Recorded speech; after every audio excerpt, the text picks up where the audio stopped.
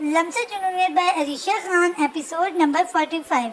نہ جانے وہ کمرے میں کب سے بے ہوش پڑی تھی، جب کاظم صاحب اس کے روم میں آئے تب اسے زمین پر گرا پایا تو ڈاکٹر کو کال کر کے بلایا، جو کہ اس کا معائنہ کر رہا تھا۔ آئزل اب ہوش میں آ چکی تھی۔ یہ میڈیسن لکھ کر دے رہا ہوں، ایک ہفتے تک جاری رکھیں، انشاءاللہ ٹھیک ہو جائیں گے، اور ان کا زیادہ سے زیادہ خیال رکھیں، مجھے یہ کافی ڈسٹرب لگ رہی ہیں۔ ڈاکٹر کے کہنے پر کاظم صاحب نے اسباب میں ساری لایا اور انہیں باہر تک چھوڑنے چلے گئے، جبکہ آئزل اب خاموشی سے لیٹی چھت کو گھور رہی تھی۔ وہ کیا بنا دیا تھا سب نے اسے کل رات جب وہ اس کے خواب میں آیا تھا۔ کاش وہ خواب نہ ہوتا، وہ کتنا اچھا ہوتا۔ بس یہی سوچ کر وہ ختم ہوئی جا رہی تھی۔ اب کیسا محسوس کر رہی ہو؟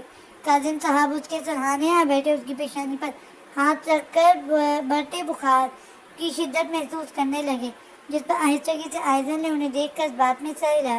آئزل بیٹا دیکھو، جو ہوا سو ہوا، میری بات مانو، خود کو ریلیکس رکھنے کی کوشش کرو، دیکھو آگے جو کچھ ہوگا اچھا ہی ہوگا، پریشان ہونے سے کچھ بھی نہیں ہوتا، اپنے رب سے اپنے لیے بہتری مانگو۔ کاظم صاحب نے انتہائی نرمی سے کہتے ہوئے اس کا ماتھا چوما، جس پر وہ خاموش نظروں سے انہیں دیکھنے لگی۔ بھلا اب کیا بہتر ہونے والا تھا؟ سب کچھ تو برباد ہو چکا تھا، سب کچھ بگڑ چکا تھا، اب بھلا کس چیز کی امید لگاتی وہ؟ ڈیڈ حریم، وہ کچھ کہتے کہتے خاموش ہوئی۔ بیٹا اس کا جانا ہی بہتر تھا، اس کا بھائی اسے لے جانے خود نہیں آیا، لیکن وہ ڈرائیور بھیجا تھا۔ پہلے کی بات الگ تھی، وہ اسے جانتی تک نہیں تھی، مگر اب وہ سب جان چکی ہے، وہ ساری حقیقت سے واقف ہے۔ پھر وہ اس کا مزید یہاں رہنا اس کے بھائی کو مناسب نہ لگا تھا شاید۔ کاظم صاحب نے اسے سمجھاتے ہوئے کہا، کل تک تو وہ بڑی خوشی سے میری شادی کی تیاریاں کر رہی تھی، اب جب وہ اتنے سال میرے ساتھ رہی ہے تو تھوڑا اور رک جاتی، اتنا تو برداشت کر ہی سکتی تھی نا میں اسے۔ آئزل نے کڑوے لہجے میں کہتے ہوئے منہ پھیرا تھا۔ آئزل بیٹا ایسے نہیں کہتے، دیکھو وہ معصوم تھی، اسے کچھ بھی نہیں پتا تھا، اسے ابھی کچھ دنوں پہلے ہی سب حقیقت پتہ چلی تھی، اس کا کوئی قصور نہیں۔ کاظم صاحب نے سنجیدگی سے کہا، جس پر وہ بھویں کٹھے کیے انہیں دیکھنے لگی۔ پھر اس کس کا قصور ہے ڈیڈ؟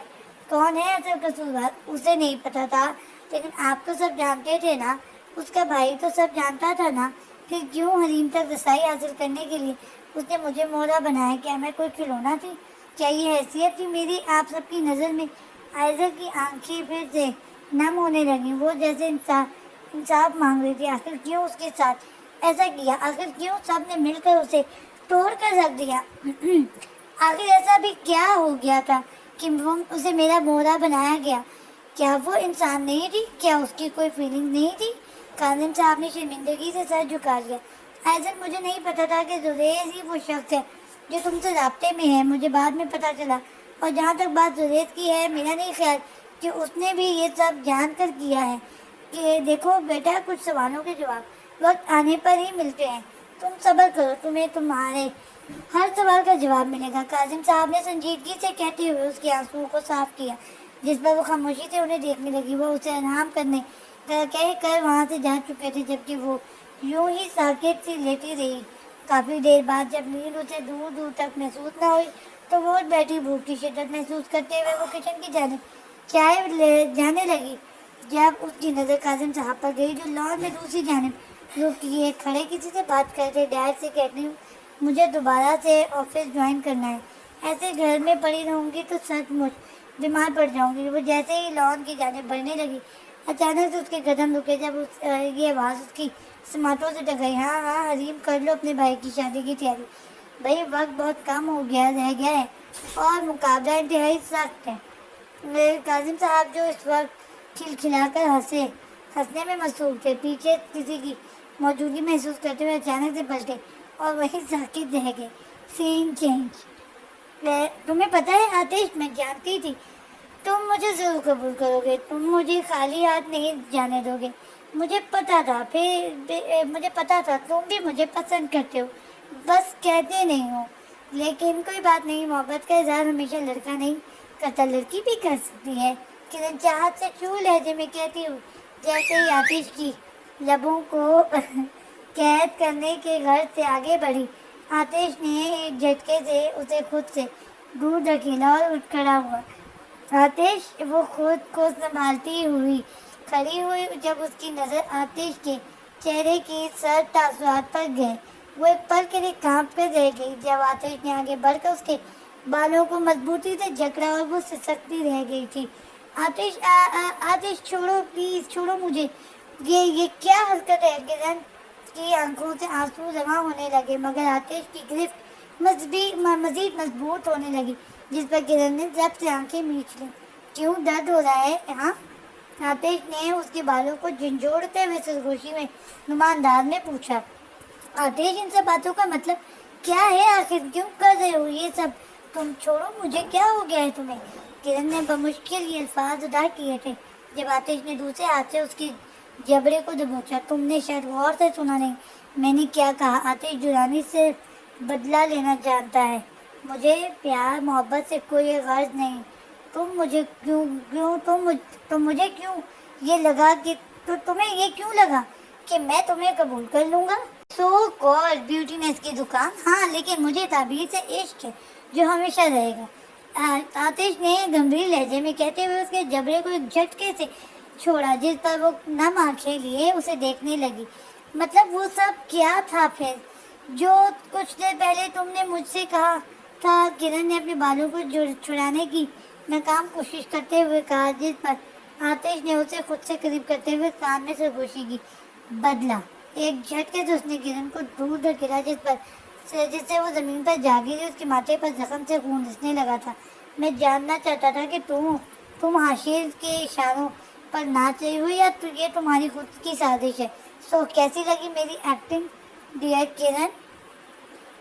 आतिश एक तरफा मुस्कुराहट लिए तमस्कुराना अंदाज में कहने लगा, जिस पर वो नफी से सर हिलाने लगी।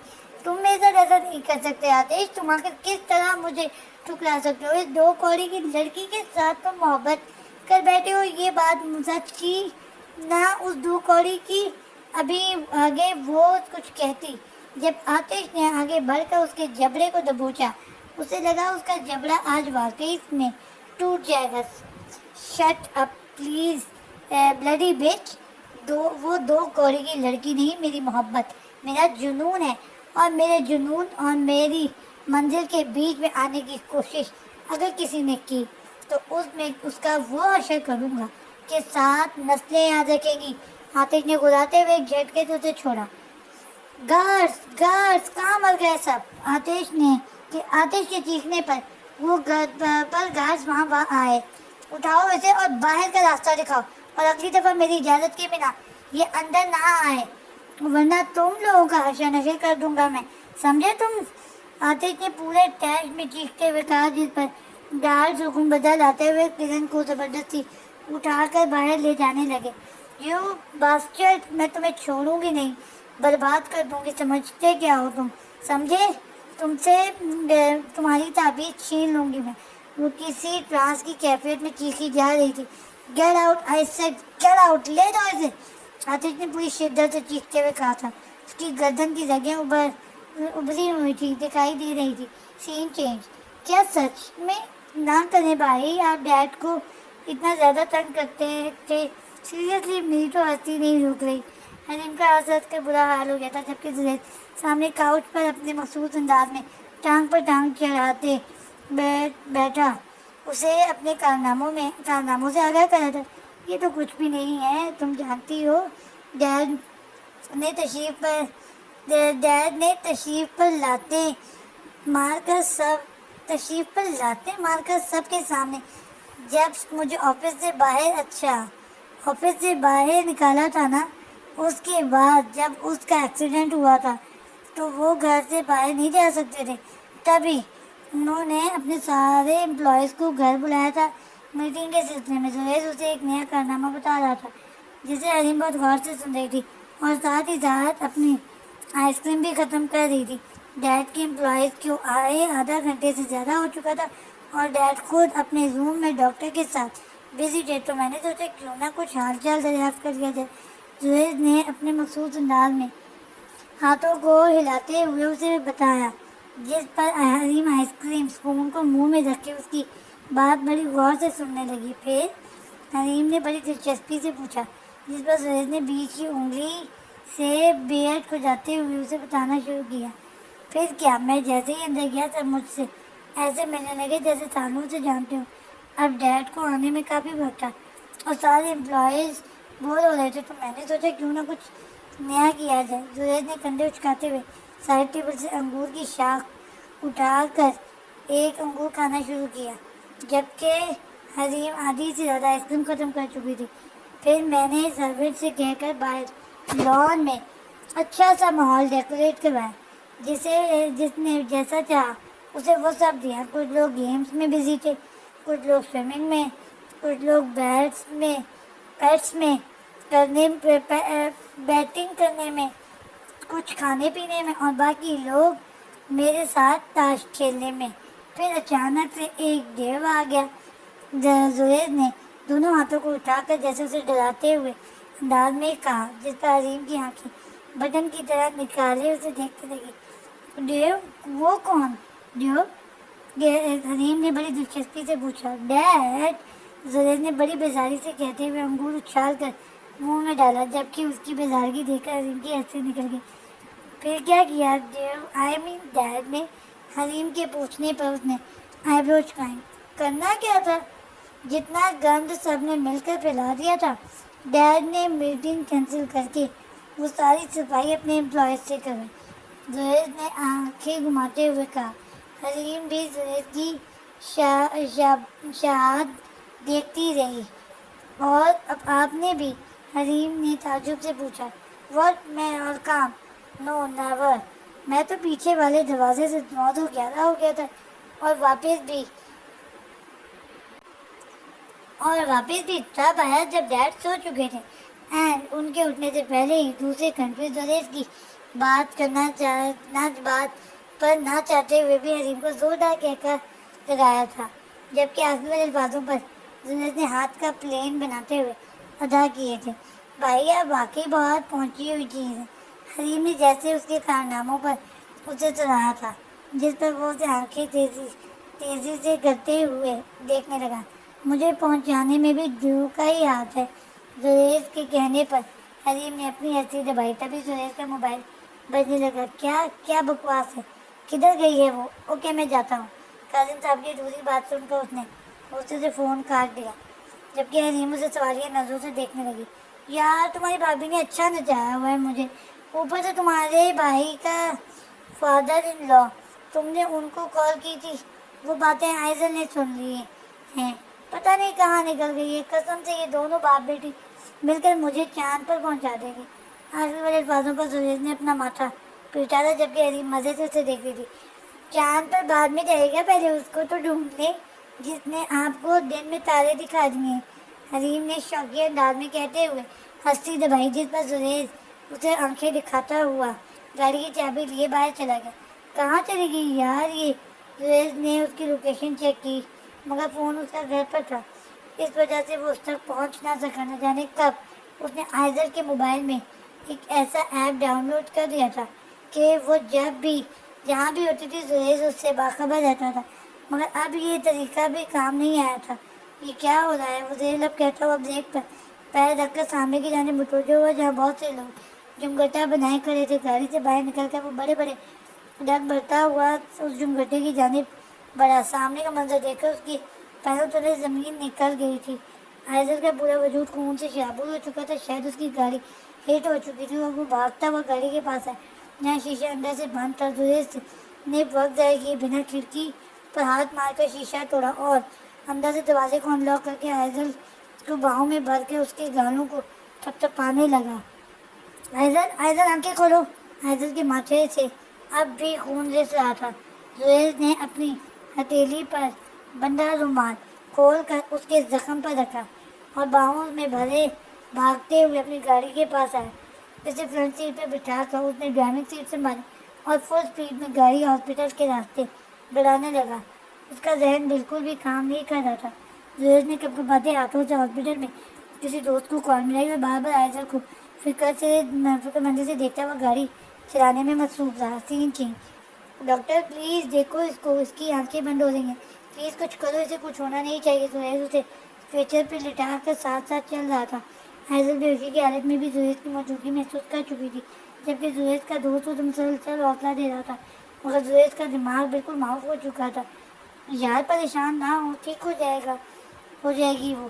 ڈاکٹر اسفندیار جو اس کا بہت اچھا دوست تھا ایک بار پھر سے اسے سمجھانے لگا۔ حائضل کو آپریشن تھیٹر میں لے جا چکے تھے۔ زہیز مسلسل ادھر ادھر گہر کا پیشانی مسل رہا تھا۔ کیسے پریشان نہ ہوں یار، تو نے دیکھا نہیں اس کا کتنا خون بہہ چکا ہے؟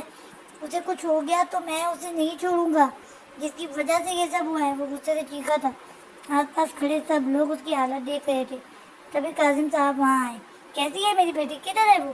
کاظم صاحب کو دیکھ کر زہیز جس تیش سے آگے بڑھا تھا، اگر اسفندیار اسے نہ روکتا تو وہ کب کا کاظم صاحب کا گریبان پکڑ چکا ہوتا۔ آپ سے ایک لڑکی نہیں سنبھالی جا رہی تھی، یہ کیا ضرورت تھی اس کے سامنے یہ باتیں کرنے کی؟ دیکھا وہ کس حال میں ہے؟ زہیز نے اپنی گہری کالی آنکھوں میں سرخی لیے انہیں بھرپور بولا، جس پر وہ شوق کی سی کیفیت میں اسے دیکھنے لگے۔ تمہارے کہنے کا کیا مطلب ہے؟ یہ سب میری وجہ سے ہو رہا ہے؟ یہ سب تمہارے کھیل کی وجہ سے ہو رہا ہے جو تم اس کے ساتھ چھپن چھپائی کھیل رہے ہو۔ کاظم صاحب بھی تیش میں آ کر بڑک اٹھے تھے، جبکہ اسفندیار کے لیے زہیز کو سنبھالنا کافی مشکل ہو رہا تھا۔ اچھا میں کھیل رہا ہوں چھپن چھپائی، آپ کھیل رہے ہیں؟ آپ کا وہ دوست وجاہت دنانی کھیل رہا ہے حائضل کے ساتھ ساتھ میرے ساتھ، ہم سب کے ساتھ۔ زہیز نے دونوں ہاتھوں کی مٹھیوں سے بالوں کو دبوچتے ہوئے کہا۔ زہیز بس کر یار، اسفندیار نے اسے مٹھی میں سے کندھوں سے تھام کر کہا۔ کیا بس کروں یار؟ ہاں، جس گاڑی سے اس کا ایکسیڈنٹ ہوا ہے وہ میں تو اسے بھی کچھ نہیں کہہ سکتا، کیونکہ حائضل آج جس حال میں ہے اور اس سب کی وجہ اس کے اپنے ہیں۔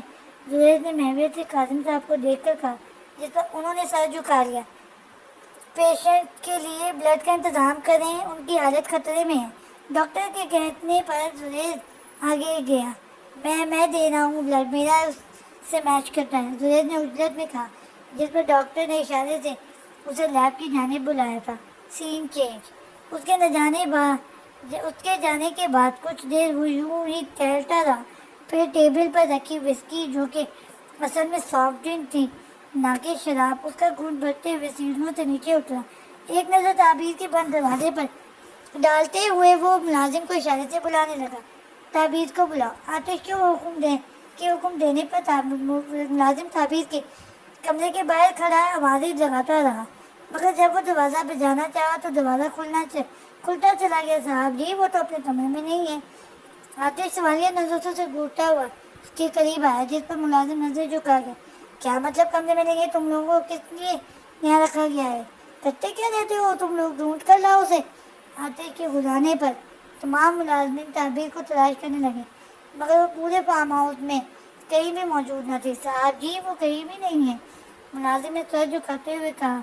کیا مطلب کہیں بھی نہیں ہے؟ کہاں جا سکتی ہے وہ؟ گارڈز کو بلاؤ۔ آتش کے حکم پر تمام گارڈز وہاں حاضر ہوئے، مگر سب نے تعبیر کی غیر موجودگی کی تصدیق کر لی تھی۔ وہ کہیں بھی نہیں تھی۔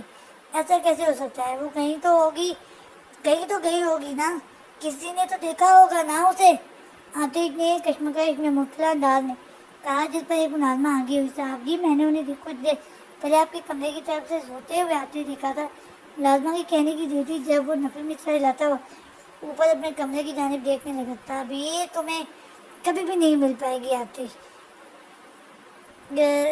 کبھی بھی نہیں مل پائیں گے ہم آتش، تم ایک شرابی انسان ہو، ایک شرابی۔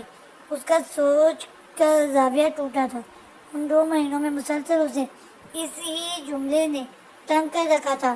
وہ پھر سے پہلے کی طرح شرابی بن چکا تھا اور کتنی زیادہ انتہائی پسند ہو چکا تھا۔ میں نے کہا تھا نا کہ اگر اس بار میں ٹوٹا تو سب کچھ برباد کر دوں گا، سب کچھ۔ وہ اس قدر ٹوٹ گیا تھا کہ روتے روتے بھی ہنسنے لگا تھا۔ اس کی حالت مینشن کے کسی بھی ملازم میں بھی سے دیکھی نہیں جا رہی تھی۔ وہ واپس کراچی شفٹ ہو چکا تھا، اپنی شوٹنگ، شوبز کی دنیا، اپنی کمائی، اپنا خواب، اپنے سب شوق، وہ سب کچھ چھوڑ کر واپس آ چکا تھا، مگر اسے تعبیر کہیں بھی نہیں ملی تھی۔ وہ یوں ہی اپنی حالت خراب کر رہا تھا۔ شراب تو ایسے پیتا جیسے قسم اٹھائی ہو۔ ابھی وہ انہیں سوچوں میں تھا جب وجاہت صاحب کی بے حکم پر ناظم اس کے لیے کھانا لیے کمرے کے اندر داخل ہوئے۔ لے جاؤ اسے یہاں سے، اور دوبارہ میرے سامنے آنے کی جرات بھی مت کرنا، ورنہ انجام بہت برا ہوگا۔ وہ اپنی سرخ آنکھیں لیے ڈرانے سے انداز میں کہنے لگا، جس پر ملازم کانپتے ہوئے جلدی سے کھانے کی ٹرے اٹھائے کمرے سے باہر چلا گیا۔ یہ سب کچھ نیا نہیں تھا۔ مینشن کے تقریباً تمام ملازمین اس کے ایسے رویے کی اب عادت ہو چکی تھی۔ کوئی دن ایسا نہیں گزرا تھا جس میں اس کا غصہ نہ کیا ہوں۔ جو کرنا ہے جلدی کرو، مجھے ہر حال میں چاہیے وہ، اگر پوری دنیا بھی چھاننی پڑے تو چھان مارو، لیکن اب کی بات وہ خالی ہاتھ نہ آنا۔ وہ موبائل کان پر لگائے اپنا حکم سنا رہا تھا، جھٹکے سے کال ڈسکنیکٹ کر کے موبائل بیڈ پر اچھالا اور خود صوفے کی پشت سے سر ٹکائے سانس لینے لگا۔ کمرے کا حال بے حال تھا، جیسے کوئی کباڑ خانہ ہو، جبکہ اس کی کامیابی کی نشانیاں، اس کے ایوارڈ زمین پر کانچ کی صورت میں بے حال پڑے تھے۔ وہ روزانہ اپنے ایوارڈ یوں ہی بے دردی سے توڑ دیا کرتا تھا۔ وہ اپنے نام خود ہی مٹی میں ملا چکا تھا، وہی نام جسے بنانے میں اس نے ایک عمر لگائی تھی۔ آخر کہاں جا سکتی ہے وہ، کہاں؟ وہ خود کلامی کرتا ہوا سارے ٹیبل پر رکھے شراب کے گلاس کو لبوں سے لگا کر پل بھر میں خالی کر گیا تھا، جبکہ آنکھیں اب لال ہو چکی تھیں۔ تم جہاں بھی ہو، میں تمہیں ڈھونڈ نکالوں گا اور تمہیں اپنا بنا کے رہوں گا، وہ گمبھیر لہجے میں کہتا ہوا آنکھیں موند گیا، جبکہ بند آنکھوں میں بھی اس کا تصور صاف واضح دکھائی دے رہا تھا۔ ماضی کے مناظر کسی فلم کی طرح اس کی بند آنکھوں کے سامنے گردش کر رہے تھے۔ بس اب بہت ہوا، اب تمہیں میرے پاس واپس آنا ہوگا۔ نہیں چاہیے مجھے کوئی دولت، شہرت، نام اور پہچان، مجھے صرف اور صرف اپنے خوابوں کی تعبیر چاہیے۔ اس کی بند آنکھوں سے آنسو نکل کر رخسار پر بہنے لگے۔ وہ اب کافی بدل گیا تھا۔ وہ اب اپنے دماغ پر دل کو ترجیح دیتا تھا، جبکہ پہلے وہ ایسا بالکل بھی نہیں کرتا تھا۔ اس کا دماغ شاید اسے اس کے شوق کی طرف واپس جانے کا کہتا تھا، مگر دل اس کا تعبیر کے لیے صرف ہو چکا تھا۔ سین چینج، آئزل کو بلڈ لگ چکا تھا، مگر اس کی حالت اب بھی خراب تھی۔ زریز کا حال ایک ناکام عاشق کی طرح ہو رہا تھا۔ وہ آپریشن تھیٹر کے باہر زمین پر بیٹھا خبر کا انتظار کر رہا تھا کہ جب ڈاکٹر وہاں آیا۔ ڈاکٹر، میری آئزل کیسی ہے؟ وہ زریز کے بے صبری سے پوچھنے پر ایک نظر اسے نیچے سے اوپر تک دیکھنے کے بعد ڈاکٹر نے کاظم صاحب کی جانب رخ کیا۔ اگلے 24 گھنٹے اس کے لیے بہت مشکل ہیں۔ اگر اسے ہوش آ جاتا ہے تو وہ خطرے سے باہر ہے، ورنہ ہم کچھ بھی نہیں کہہ سکتے۔ ہو سکتا ہے وہ جی کر بھی زندہ لاش۔ ڈاکٹر مایوسی سے سر جھکائے کہنے لگا تھا، جب زریز نے آدھی بات سن کر اس کا گریبان پکڑا۔ کیا بکواس ہے؟ ہاں کیا بکواس ہے یہ؟ کہو، کچھ بھی نہیں ہوگا اسے۔ اگر اسے کچھ ہوا نہ تو یہ تمہارا ہاسپٹل میں یوں منٹوں میں سسپینڈ کروا دوں گا مجھے، نہ تو۔ زریز نے پوری جان سے اس کے گریبان کو دبوچا ہوا تھا، جبکہ قاسم صاحب اور اسفندیار اسے چھڑانے کی کوشش کرتے۔ یہ کیا کر رہا ہے یار، چھوڑ اسے، اسفندیار نے سخت لہجے میں کہا۔ تبھی زریز نے ایک جھٹکے سے اسے چھوڑا تھا۔ گھنٹوں گزر گئے تھے مگر اسے ہوش نہیں آیا تھا۔ ڈاکٹر اس بات کی تصدیق کر چکے تھے کہ وہ کوما میں جا چکی ہے، اس کی واپسی شاید مشکل ہی تھی۔ Shut up, just shut up dad, آپ کی وجہ سے وہ آج اس حال میں ہے۔ آخر آپ نے اور کاظم انکل نے مل کر یہ معاہدہ کیا تھا کہ آئزل کو سچ عین موقع پر ہی بتانا ہے۔ ڈیڈ، اسے کومے میں جانے دو۔ ڈیڈ، اسے کومے میں جائے 2 گھنٹے ہو چکے ہیں۔ ڈیڈ، وہ اب تک واپس نہیں آئی، میں کیا کروں گا ڈیڈ، ٹیل می۔ جہاد صاحب بھی بے حد پریشان ہو چکے تھے۔ کاش وہ کاظم صاحب سے معاہدہ کرتے وقت اس کی یہ شرط نہ مانتے تو آج زریز کی طرح آئزل بھی ساری حقیقت سے شروع سے ہی واقف ہوتی۔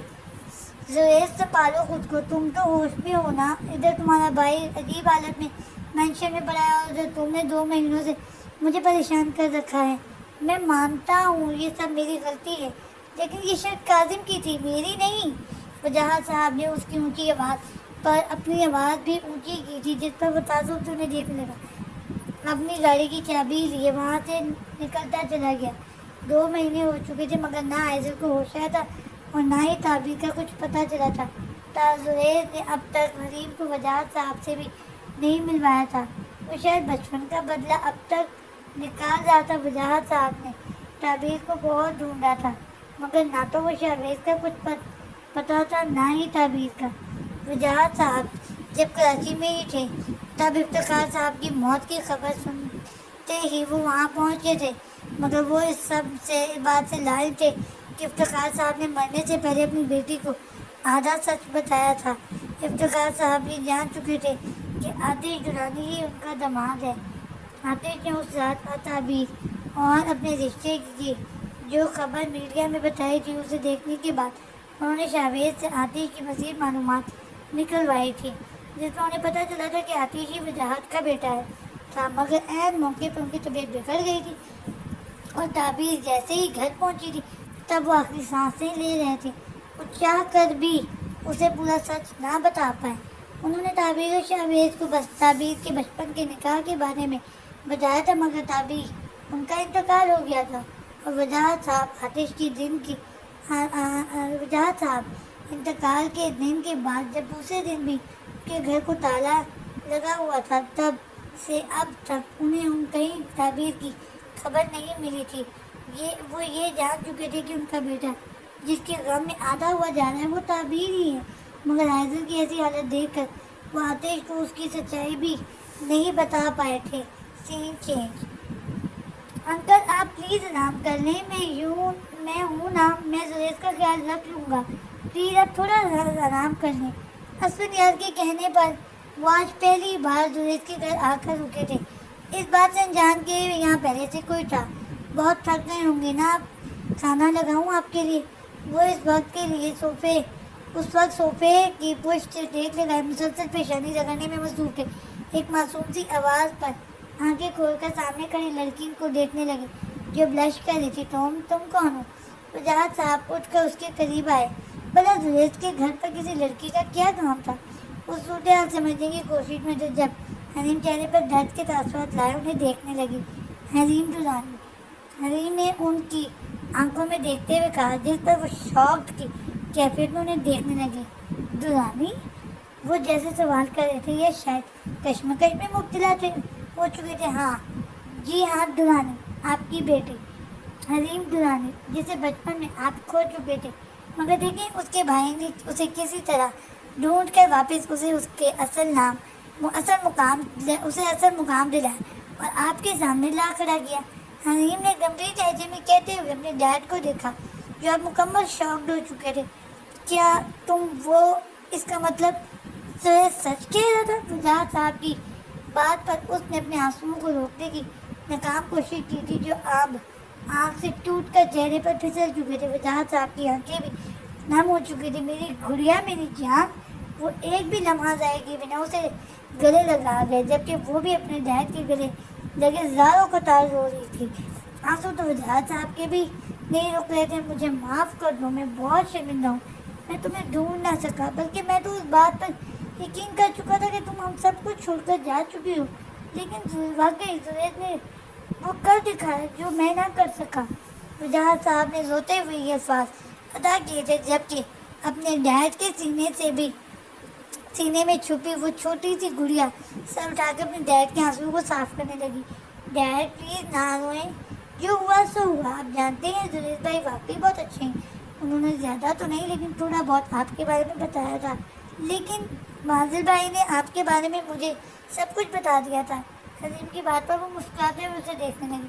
زریز واقعی بچپن سے اب تک اپنے ڈیڈ کی لاپرواہی پر ان سے کافی چڑ چکا تھا، لیکن بازل چونکہ ان کا بچپن کا دوست تھا اس لیے وہ وجاہت صاحب کے ساتھ تھوڑا بہت گزار کر یہ اندازہ لگا چکا تھا کہ وہ اپنی بیٹی کے غم میں آدھے ہو چکے تھے۔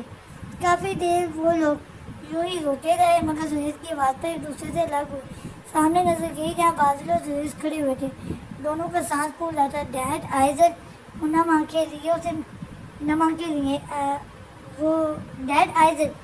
آنکھیں لیے اپنے مخصوص بگڑی ہوئی حالت کے ساتھ کھڑا تھا، مسلسل نفی میں سہ رہا تھا، جبکہ عائضل کا نام سنتے ہی حلیم ساکت سی اسے دیکھ رہی تھی، جاری ہے۔